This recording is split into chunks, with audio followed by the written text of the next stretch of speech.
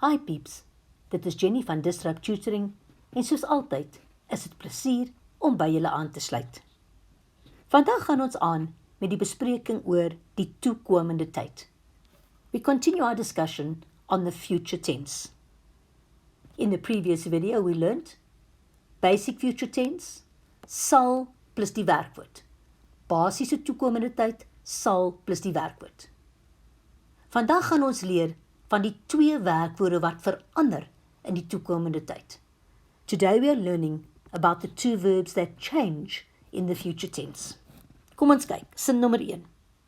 Hy is die beste atleet in die skool. As usual, onderstreep die werkwoord, underline your verb. En jy gaan nou leer, you're going to learn, is verander na sal wees. Is one of the verbs that changes in the future tense. It changes to sal wees. Kom ons kyk. Voor volgende seisoen. Before next season, implying future tense. Verb second in the sentence, sal hy die beste atleet in die skool wees.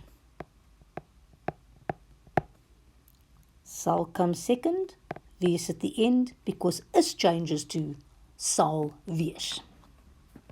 Nummer 2. Die skool het 'n nuwe basketbalbaan. My werkwoord is het. There's my verb het. Remember I've taught you. Het on its own is present tense. It only becomes past tense when it's with another verb, ge.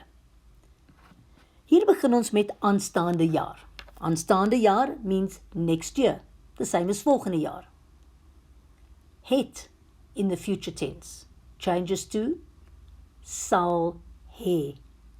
En die toekomende tyd verander het na sal he. Hier kom my antwoord. Aanstaande jaar sal die skool 'n nuwe basketbalbaan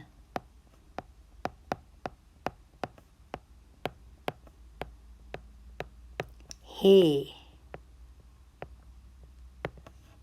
Daar's my werkwoord sal he. Het changes to sal he in the future tense. Voordat ek afsluit, wil ek net baie dankie sê aan ons Epic Borgmaatskappy wat hierdie video moontlik gemaak het. Lees alles oor hulle in die beskrywing hieronder. Onthou om ons webtuiste te besoek vir meer van hierdie Epic studieklas video's.